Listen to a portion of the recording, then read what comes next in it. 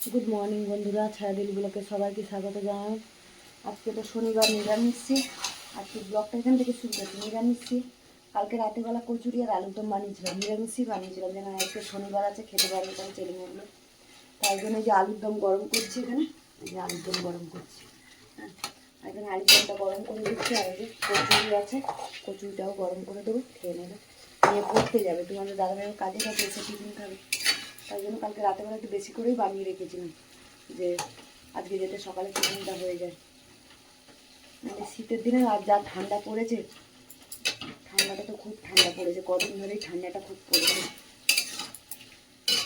চলো আজকে ব্লগটা এখান থেকে শুরু করছি। যে গরম করেছি, মেয়েকে খেতে দিয়ে দিই, তোমার দাদাভাইও আসবে, খেতে দেবো। আর এখন অবধি বেলা হয়েছে, কিন্তু চাদর আর খুলতে পারছি না ঠান্ডার জন্য। চলো রাখি, এগুলো গরম করে খেতে দিয়ে দিই। চলো রাখি। চলো বন্ধুরা, যে রান্না বসিয়ে দিচ্ছি। আজকে রান্না করবো নিরামিষ, থেকে চাটনি করছি। আর তোমাদের দাদাভাই বলে পনির করতে, ছেলেকে বললাম তাহলে কীভাবে পনির এনে দে। আমি তোমাদের বাড়ি এসেই টিফিন খেয়ে আবার কাজে বেরিয়ে গেছে, তার সময় পাইনি বাজার করা। ছেলেকে বললাম তাহলে একটু পনির এনে দে বাবা। তা ছেলেকে বললাম পনির আনতে পাঠালাম। আর এই যে পনির করবো বলে এই যে আলু আর গাজর কেটে রেখেছি, আদা এগুলো কেটে রেখেছি, আর এখানে চাটনিও বসিয়েছি। আর পনিরের সাথে করবো আজকে সাদা ভাত করবো, আজকে জিরা রাইস করবো। জিরা রাইস করলে পনির একটা তরকারি হলেই হয়ে যায়, তাই জন্য এই যে পনির করবো। চলো চাটনিটা বসিয়ে দিয়েছি, চাটনিটা করে চলো বন্ধুরা, এই যে চাটনি তো হয়ে গেছে, নামিয়ে দিই, দিয়ে তারপরে পনিরটা বসে। চলো বন্ধুরা, এই যে পনির ভাজবো বলে কড়াতে সাদা তেলও দিয়ে দিচ্ছি, আর 1 চিমটে হলুদ আর একটু নুন দিয়ে দিয়েছি। দিয়ে পনিরগুলো এই যে দিয়ে দিচ্ছি। ছেলেকে বললাম পনিরগুলো একটু কেটে দে, ছেলে পনিরগুলো পিস পিস করে কেটে দিল।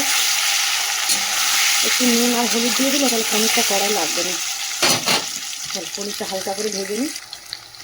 চলো বন্ধুরা, এবার পনিরটা তো আমি হালকা করে যে ভেজে নিয়েছি, এবার তুলে নেবো পনিরটা।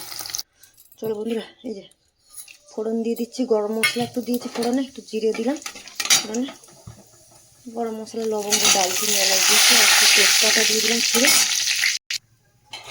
ফোড়নটা তো ভাজা হয়ে গেছে, এই যে আলু আর গাজর দিয়ে রেখেছিলাম দিয়ে দিলাম। ক্যাপসিকাম কেটে রেখেছি, একটু পরে দেবো।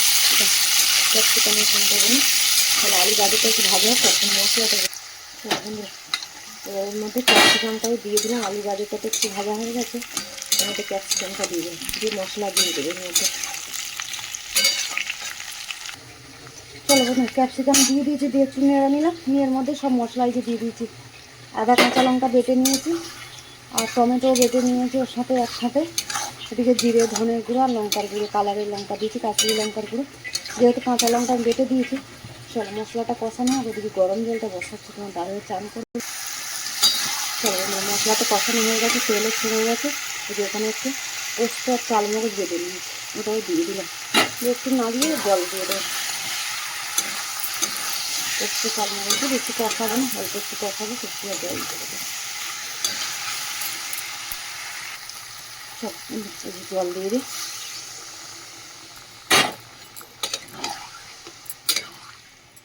একটু জল দেবো, কেন পনির দেবো, আলুটাও সেদ্ধ হবে, গাজর আলুটা, আর অল্প একটু জল দিয়ে দেবো, একটু মাখা মাখা ঝোল থাকবে।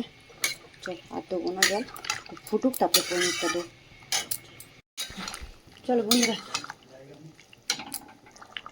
চলো ঝোল তো ভালো করে যে ফুটছে, আলুও সেদ্ধ হয়ে গেছে, আলু গাজর আর পনিরটাও দিয়ে দেবো। চলো পনির দিয়ে আর একটু ফোটাবো, একটু মিষ্টি দেবো সামান্য স্বাদের জন্য, আর ধনে পাতা দেবো, দিয়ে নামিয়ে দেবো। গরম মশলা তো ফোড়নে দিয়েছিলাম, গরম মশলা দেবো না। চলো বন্ধুরা, পনির তো হয়ে গেছে, এই যে একটুখানি সামান্য মিষ্টি দিয়ে দিচ্ছি স্বাদের জন্য, অল্প একটু মিষ্টি দিয়ে দিলাম, আর দেবো ধনে পাতা দিয়ে নামিয়ে দেবো।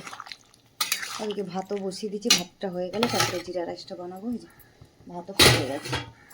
চলো এদিকে ধনে পাতাটা দিয়ে দিই, দিয়ে নামিয়ে দিই পনিরটা। মাখা মাখা ঝোল ঝোল থাক, কেন একটা তরকারি দিয়ে খাবে।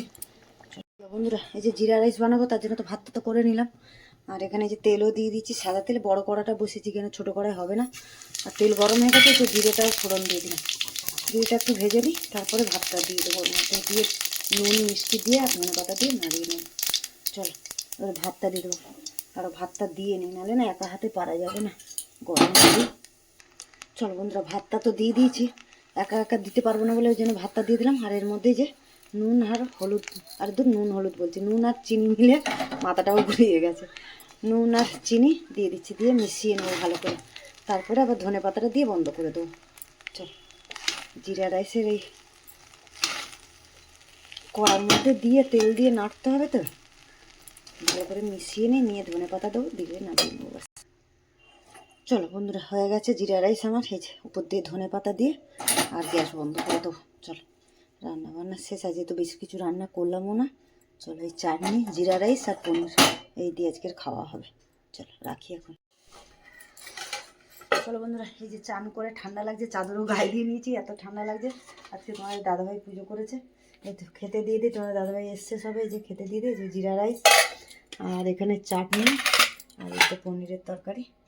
চলো, আজকের ব্লগটা তাহলে এখানেই শেষ করছি। ছেলে বললে এখন খাবে না, তোমাদের দাদাভাইকে দিয়ে দিই খেতে। চলো, আজকে ব্লগটা এখানেই শেষ করছি। দেখা হচ্ছে পরের ব্লগে। চলো, টাটা।